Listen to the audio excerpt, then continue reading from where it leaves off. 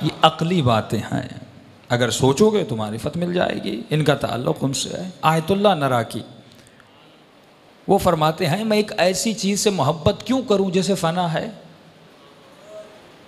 امام نے کیا فرمایا؟ جس چیز کا تعلق تمہارے جسم سے ہے وہ چاہے کوئی بھی لذت ہو وہ مٹی میں مل جائے گی۔ شہوت، کھانا پینا، سونا، ہر چیز جس کا تعلق گانوں، میوزک، جس کا تعلق جسم سے ہے اسے فنا ہے۔ تو آیت اللہ نراکی فرماتے میں اس سے کیوں محبت کروں جسے فنا ہے؟ جسم تو ایک دن مٹی میں مل جائے گا لیکن روح نہیں ملتی، روح کو بقا ہے۔ فرمایا میں اس سے محبت کروں گا جسے بقا ہے، جو ہمیشہ باقی رہے۔ اب کسے بقا ہے؟ مولا علی کا فرمان۔ امام فرماتے دنیا والے ان چیزوں سے محبت کرتے ہیں جنہیں فنا ہے۔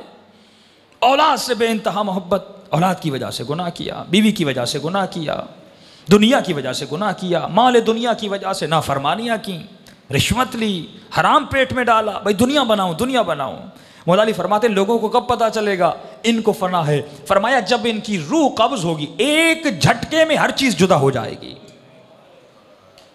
مولا فرماتے ایک جھٹکا، زیادہ نہیں، ایک جھٹکا لگتا ہے انسان کو، یہاں تک کہ جس جسم کے ساتھ 60-70 سال رہا ہے یہ جسم بھی ساتھ نہیں دیتا، یہ بھی یہاں رہ جاتا ہے۔ اولاد رہ جائے گی، مال رہ گیا، جسم رہ گیا، بیوی رہ گئی، گھر رہ گیا، گاڑی رہ گئی، ہر چیز رہ گئی۔ امام نے فرمایا اب دیکھ کون سی چیز باقی ہے، کیونکہ اسے فنا ہے، یہ سب چیزیں رہ گئی، اب قبر میں جاتا ہے۔ آیت اللہ نراکی نے کہا جسے بقا ہے وہ نماز ہے، جسے بقا ہے وہ روزہ ہے، جسے بقا ہے وہ اطاعت ہے۔ جو قبر کا نور ہے وہ یہی ہے نا، پیسہ تو انسان نہیں لے جاتا، مال تو نہیں لے جاتا، پھر ایسی چیز سے محبت کروں کیوں جسے فنا ہے؟ اس لیے امام فرماتے ہیں اگر بقا چاہتے ہو تو بقا سے محبت کرو، لیکن اگر پوری زندگی فنا کے پیچھے لگتے رہے تو تمہیں بھی فنا ہو جائے گی۔ وَيَبْقَى وَجْهُ رَبِّكَ ذُو الْجَلَالِ وَالْإِكْرَامِ، ایک دن آئے گا جب ہر چیز فنا ہو جائے گی۔ اشارہ ہے زمین کی طرف، مؤنث کا صیغہ ہے، ہر چیز فنا ہو جائے گی لیکن ایک چیز باقی رہے گی، خدا کا چہرہ۔ خدا تو لامحدود ہے، وہ تو شے نہیں، اس کا تو کوئی چہرہ نہیں۔ اگر چہرہ ہو گیا تو محدود ہو گیا، اگر چہرہ ہو گیا تو شے ہو گیا۔ تو اس چہرے سے مراد کیا ہے؟ امام فرماتے ہیں چہرے سے مراد یہ ہر وہ شخص جسے دیکھ کر خدا یاد آئے، جو اللہ کی پہچان کروائے۔ پھر معصومین فرماتے ہیں نحن وجہ اللہ، ہم ہیں اللہ کے چہرے، بنا سبح اللہ بنا سجد اللہ، ہم نے سجدے کیے کائنات نے سجدے کیے، ہم نے تسبیح کی کائنات نے تسبیحاں کی۔ یہاں پہ سائنس جواب دے جاتی ہے یہ جو کلمات میرے منہ سے نکل رہے ہیں، ان کلمات کے نکلنے کے لیے ایک پورا سسٹم ہے، پھیپھڑوں میں ہوا جائے، پھر بانسری کی طرح خدا نے گلا دیا، وہاں سے آواز نکلے، لب ہلیں، دانت ہلیں تو جملے بنتے ہیں۔ فرماتے اگر گلا کٹ جائے تو سائنس کہتی ہے کوئی آواز نہیں نکل سکتی، لیکن عجیب منزل ہے حسین ابن علی کی، سر نوک پر ہے نیزے کی، لیکن مولا کلام کر رہے ہیں۔ فرمایا اسے بقا ہے، صرف مولا کا سر نہیں، حبیب ابن مظاہر کا سر بھی بولا تھا، کیونکہ اسے کیا ہے؟ بقا ہے۔ اب آپ کے وجود میں تر و تازگی کے لیے ایک معجزہ سناتا ہوں جو تازہ معجزہ ہے، ہمیں بھی کسی عالم نے سنایا، شاید آپ نے سنا ہو۔ اہل بیت فرماتے ہیں تم ہم سے اتنی محبت نہیں کرتے جتنی ہم تم سے محبت کرتے ہیں، اور مولا فرماتے ہیں اسی لیے ہم کہتے ہیں کہ گناہ نہ کرو، کیونکہ ماں برداشت نہیں کرے گی اس کا بیٹا آگ میں جلے۔ مولا فرماتے تو کیسے سمجھتا ہے کہ حسین برداشت کرے گا تو آگ میں جائے؟ کیوں اتنی تکلیفیں؟ امام سکون سے مدینے میں بیٹھے تھے، نماز روزہ حج سب ادا ہو رہا تھا، لیکن گھر بال کے ساتھ مدینے سے چل کر ایک مرتبہ کربلا کی طرف جاتے۔ کیوں؟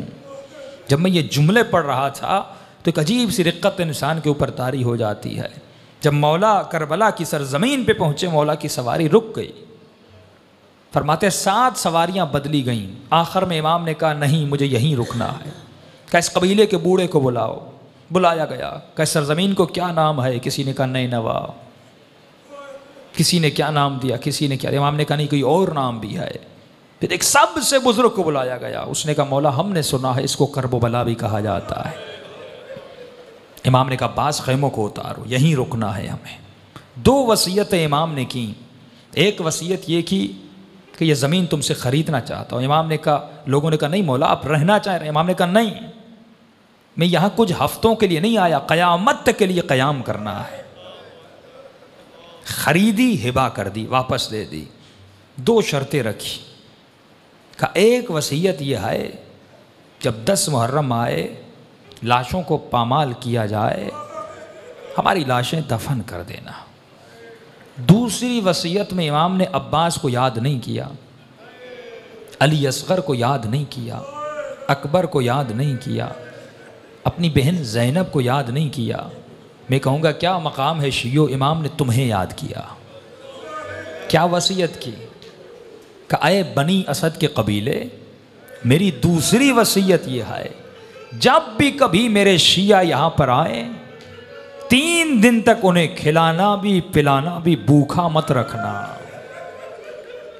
پیاسا مت رکھنا. امام کسے یاد کر رہے ہیں؟ آپ کو یاد کر رہے ہیں. کب؟ ابھی کربلا ہوئی نہیں، ابھی شہادتیں ہوئی نہیں، ابھی لاشیں گرے نہیں، اس وقت امام آپ کو اور مجھے یاد کر رہے ہیں. اور وہی مولا فرماتے ہیں کہ اے شیعو، میں نہیں چاہتا کہ تم کبھی جہنم کی آگ میں جلو. وہ امام زمانہ جب کسی عالم کے خواب میں آئے اور مولا فرماتے ہیں، عالم کہتا ہے امام آپ کے چہرے پہ اتنی جھریاں کیوں ہیں؟ مولا اتنا چہرہ ایسے لگ رہا ہے جیسے بیمار ہو. امام نے فرمایا کہ میرے چاہنے والوں کے گناہوں نے مجھے بیمار کر دیا ہے، میری کمر کو توڑ دیا ہے.